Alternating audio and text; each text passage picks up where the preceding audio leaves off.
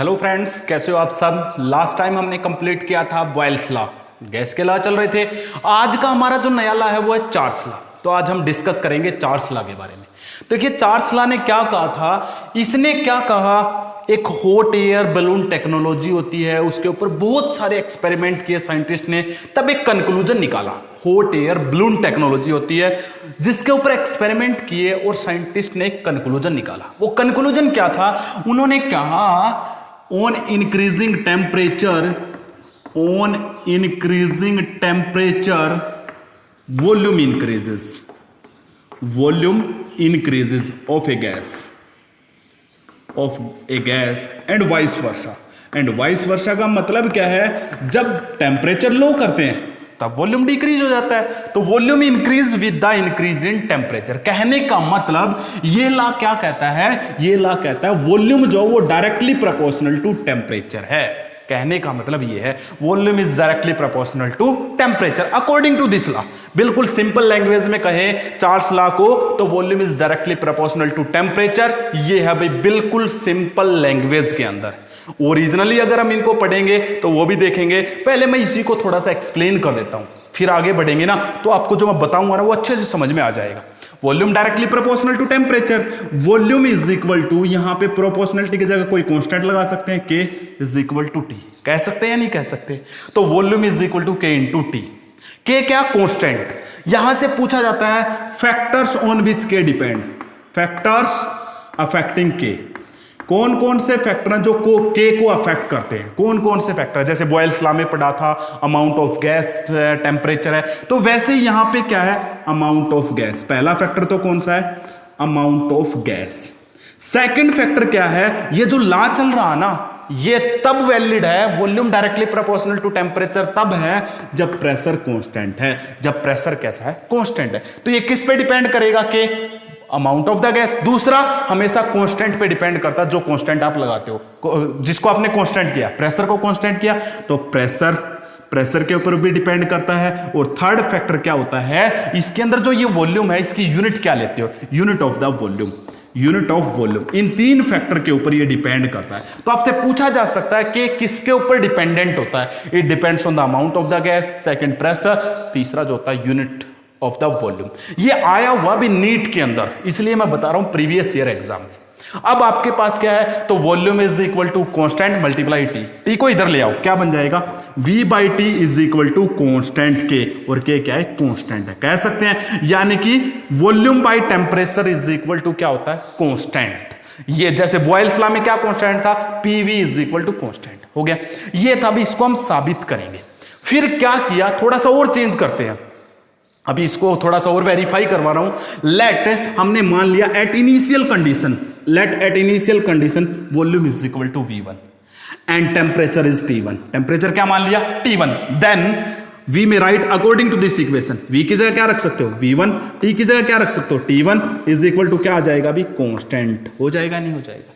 फिर क्या, let volume changes to V2 and temperature to T2। Volume change हो गया V2 तो टेम्परेचर भी चेंज होगा अकॉर्डिंग टू दिस इक्वेशन। अब हम फिर से क्या लिख सकते हैं, V2 by T2 is equal to, आप क्या लिख सकते हो अभी, K कांस्टेंट। लिख सकते हो या नहीं लिख सकते हो, constant. V by T constant है तो वॉल्यूम में कोई चेंज आए, टेम्परेचर में कोई चेंज आए, हमेशा कांस्टेंट तो कांस्टेंट रहना। वॉल्यूम V2 हो गया, टेम्परेचर T2 हो गया, लेकिन कांस्टेंट तो कांस्टेंट ही है।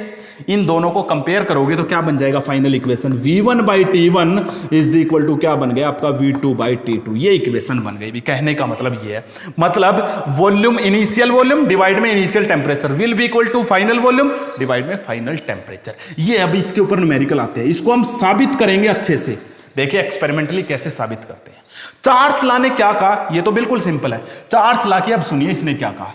इसने कहा लेट, मान लेते हैं 1 minute, at 0 degree Celsius, at 0 degree Celsius volume of a gas, volume of gas is V0। क्या मान लिया भाई, 0 डिग्री सेल्सियस पे हमने कोई गैस ली, उसका वॉल्यूम V0 मान लिया। फिर इसने क्या कहा, इंपॉर्टेंट बात तो अब है ना, इसने कहा जैसे ही आप 1 डिग्री टेम्परेचर बढ़ाओगे, प्रत्येक 1 डिग्री टेम्परेचर बढ़ाओगे तो वॉल्यूम कितना इंक्रीज होगा, on increasing 1 degree Celsius temperature, on increasing 1 degree, on increasing 1 degree Celsius temperature volume increases by volume जो इंक्रीज होगा वो बता रहा हूं, volume increases is equal to कितना हो जाएगा अभी 1/273 of initial volume at 0 degree. जो 0 डिग्री सेल्सियस पे वॉल्यूम था उसका 1/273वां हिस्सा बढ़ेगा। ये किसने बताया? चार्ल्स ला ने बताया। इसी से साबित होगा ये इक्वेशन, देखना, इसलिए इसने ये बताया, सही बताया, लास्ट में वो इक्वेशन आ जाएगी, देख लेना आप। तो क्या बताया इसने? 1/273 को किसका, जब हमारा इनिशियल वॉल्यूम 0 डिग्री है तो उसको हमने V, उसका 1/273वां हिस्सा बढ़ेगा 1 डिग्री टेम्परेचर बढ़ाने पर। अगर मैं यहां पे T डिग्री बढ़ाता हूं, on increasing T degree Celsius temperature, then volume increases कितना हो जाएगा 1/273 मल्टीप्लाई V0 मल्टीप्लाई कितना बढ़ाया आपने टेम्परेचर, T डिग्री बढ़ाया, तो यहां पे T आएगा। 1/273 तो एक तो तब है जब 1 डिग्री बढ़ता है, अगर T डिग्री बढ़ाओगे तो यहां पे 1 की जगह T लगा दो या आगे मल्टीप्लाई कर दो, तो इतना वॉल्यूम इंक्रीज हुआ भाई, इतना इंक्रीज होता है 1/273 या T/273 ऑफ इनिशियल वॉल्यूम हो गया।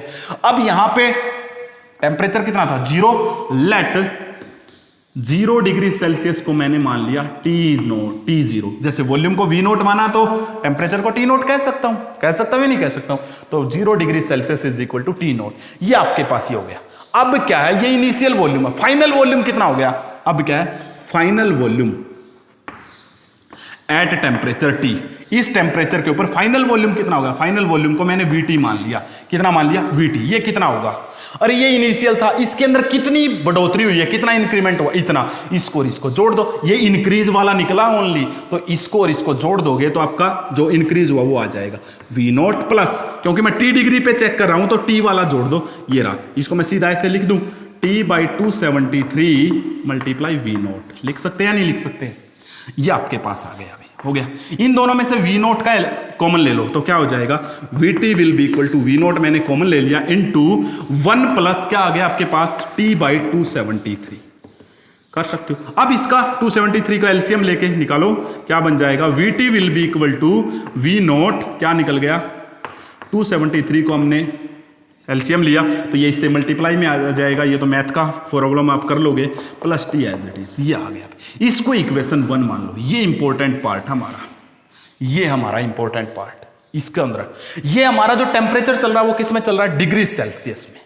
Now we are using standard scale क्या, Kelvin scale of temperature, Kelvin scale of temperature हम यूज करेंगे, केल्विन स्केल ऑफ टेम्परेचर, या फिर इसका एक और नाम भी होता है, एक और नाम क्या होता है, केल्विन स्केल ना कह के हम एक और नाम भी देते हैं इसको, अब्सोल्यूट स्केल भी नाम देते हैं भाई, आ चुका भाई ये भी, अब्सोल्यूट स्केल क्या होता है, Kelvin scale is known as absolute scale, या इसका एक और नाम भी है, यहां पे लिख देता हूं थर्मोडायनामिक स्केल, ये तीनों सेम है भाई, थर्मोडायनामिक स्केल, यहां पे थर्मोडायनामिक स्केल भी बोलते हैं भाई, इसको याद रखना, स्पेस नहीं इसलिए नहीं लिख रहा हूं, thermodynamic scale of temperature, Kelvin scale या अब्सोल्यूट स्केल, तीनों सेम है। अब इसको आप केल्विन में चेंज करो, वी नो क्या होता है, वी नो 0 डिग्री सेल्सियस को मैं 273 केल्विन कह सकता हूं या नहीं कह सकता हूं भी, क्योंकि 0 में 273 ऐड करना होता है, तो 0 डिग्री सेल्सियस केल्विन में देखोगे तो 273 होता है, तो 0 डिग्री सेल्सियस हमारा क्या था, 0 degree Celsius is equal to T0, तो 273 केल्विन भी क्या हो जाएगा आपका T0 हो जाएगा, नहीं हो जाएगा, कहने का मतलब मैं 273 को क्या लिख सकता हूं, T0, कहां पे है इस इक्वेशन में, देखो ये रहा 273 की जगह T0, तो इसको इक्वेशन क्या मान लूं 2 मान सकता हूं। अब देखिए, अब मैंने क्या किया था, 273 को T0 मान लिया, उसमें नया क्या ऐड किया हमने, नया टेम्परेचर T ऐड कर दिया, T डिग्री बढ़ा दिया, तो नया वॉल्यूम, तो न्यू टेम्परेचर क्या बन गया, new temperature at T degree Celsius eight T, तो उसको मैंने क्या मान लिया, T2 मान लिया अभी, यानी कि T2 नया टेम्परेचर क्या मान लिया, तो T2 किसके इक्वल हो जाएगा, 273 तो था T0, उसके अंदर हमने T बढ़ा दिया, तो ये क्या हो गया, नया बढ़ा हुआ वॉल्यूम, बढ़ा हुआ टेम्परेचर, तो मैंने उसको T2 मान लिया, तो T2 किसकी जगह लिख सकता हूं मैं, 273 प्लस T की जगह में ये इक्वेशन 3 आ गई। Putting 2 and 3 in 1, putting 2 and 3 in 1 कर दो put, putting 2 and 3 in 1, putting 2 and 3 in 1 हो जाएगा। इसको मैं थोड़ा सा यहां पे देखते हैं, आ जाएगा मेरे हिसाब से, तो यहां पे पुट करो, तो VT is equal to V0 into 273 plus T को मैंने क्या मान लिया, T2 डिवाइड में, और ये क्या T0 इनिशियल, जिसको T1 भी मान सकते हो, ये हो गया आपका, या इसको टीटी भी मान सकते हो आप, यानी कि टी टेम्परेचर बढ़ाने पर नया टेम्परेचर क्या होगा, टीटी मान लो, टी2 मान लो, वो आपकी इच्छा भाई, जो टीटी ही बेस्ट रहेगा। ये देखिए हो गया। अब क्या करो, इस टीटी को तो इधर ले आओ, बाकी को एज इट इज पड़ा रहने दो। तो क्या बन गया, V by T T is equal to क्या आ गया आपके पास, V naught by T naught. ये देखिए अभी, अब ये इक्वेशन मैच करो इसके साथ, करो मैच जरा, मैच हो रही है या नहीं हो रही है, हो रही है। ये देखिए वॉल्यूम एट टेम्परेचर टी पे, वॉल्यूम इनिशियल वॉल्यूम और initial temperature, final volume final temperature. यही साबित हो गया है, नहीं हो गया अभी, बिल्कुल एज इट इज यही तो था, क्योंकि हमने एब्सोल्यूट स्केल में लिया, केल्विन स्केल में लिया या थर्मोडायनामिक स्केल में, तो यही साबित हो गया है, नहीं हो गया, ऐसे साबित किया था भाई। ये था चार्ल्स लॉ कंप्लीट साबित करने के लिए, अगर आपसे कोई पूछे, और सिंपल तो इसी पे न्यूमेरिकल्स आएंगे तो आप इजीली साबित कर सकते हो। ओके, फाइनली फिर क्या कह दिया इसने, चार्ल्स लॉ ने कह दिया वी बाई टी, मैंने यहां पे बताया था वी बाई टी हमेशा कांस्टेंट ही होता है, यहां पे भी देखो फाइनल बटे फाइनल, इनिशियल बाई इनिशियल, तो ये क्या कांस्टेंट है, तभी ये इक्वेशन आया। तो V by T is constant, कहने का मतलब हम ये कह सकते हैं pressure constant, volume directly proportional to temperature according to Charles law. फिर इसने क्या किया, ग्राफ प्लॉट किया। हम ग्राफ देखते हैं, हटा दूं इन सबको, तो मैं इसको रफ कर देता हूं, देखिए। फिर इसने ग्राफ क्या प्लॉट किए, ग्राफ देखते हैं हम क्या बनेंगे।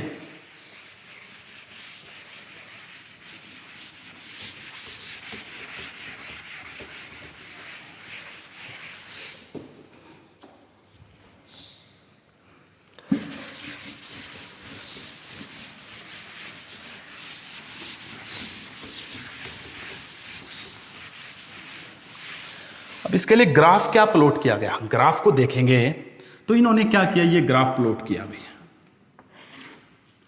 यहां पे ले लिया टेम्परेचर, यहां पे लिया है वॉल्यूम, और ये यहां पे है भाई -273, जीरो नहीं है, -273 डिग्री सेल्सियस है, उसके बाद बढ़ता ही चला जा रहा है, वो आप देख लेना, सिर्फ ये पॉइंट याद रखो।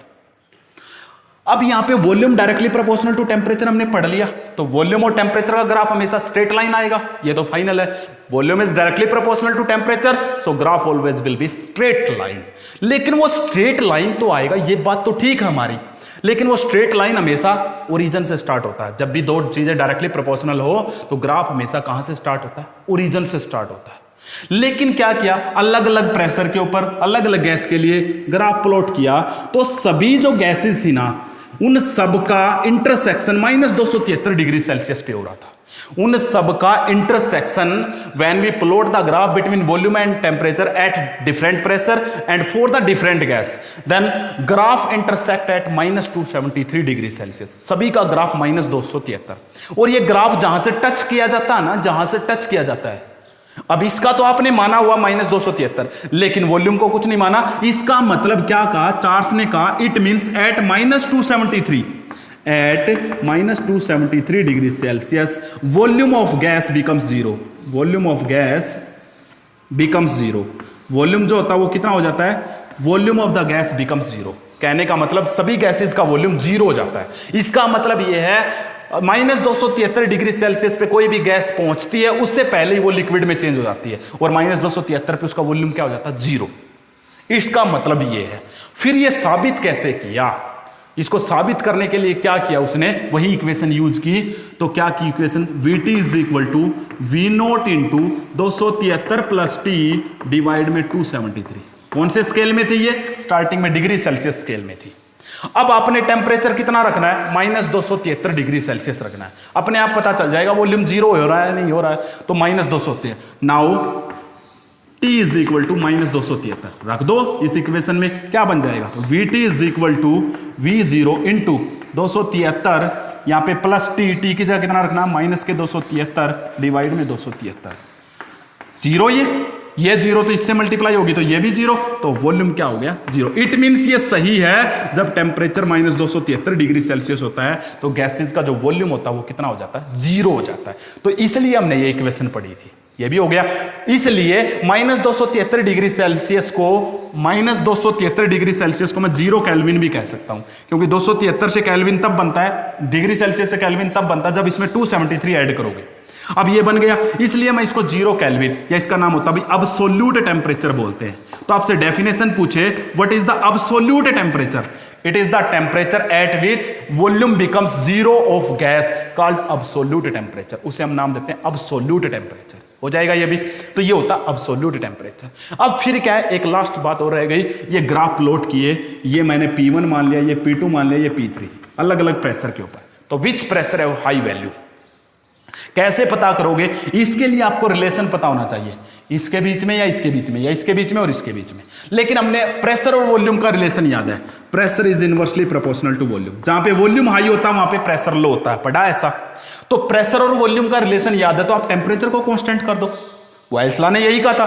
तो ये मैंने यहां पे कांस्टेंट कर दिया, कांस्टेंट करके ये ग्राफ प्लॉट किया, ये एक लाइन लगा ली। इतने टेम्परेचर पे जब प्रेशर P3 है तो वॉल्यूम इतना है, जब प्रेशर P2 है तो वॉल्यूम इतना है, जब प्रेशर P1 है तो वॉल्यूम इतना है। सबसे हाई वॉल्यूम किसके लिए? सबसे हाई वॉल्यूम P1 वाले के लिए, और सबसे लो वॉल्यूम P3। जिसका वॉल्यूम हाई होगा उसका प्रेशर लो, तो वॉल्यूम P1 वाले का हाई है, इट मींस P1 की वैल्यू सबसे लो होगी, P2 की उससे हाई, और सबसे हाई किसकी होगी? P3, क्योंकि P3 वाले का वॉल्यूम सबसे लो है, और जिसका वॉल्यूम सबसे लो होगा उसका प्रेशर कैसा होगा? हाई। ये था भी प्रेशर की रिलेशन।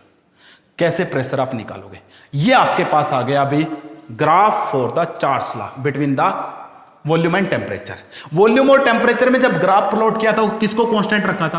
प्रेशर को कांस्टेंट। जब प्रेशर कांस्टेंट रख के ग्राफ प्लॉट करते तो उसे बोलते हैं isobar. These graph are known as isobar. Iso means constant, bar means pressure.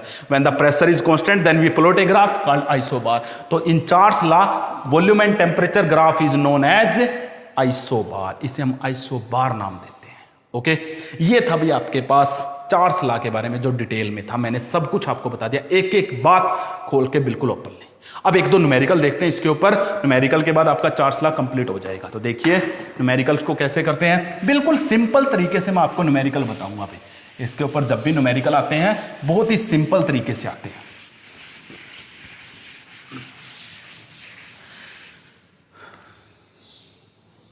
ये कह रहा है आपके पास एक at what temperature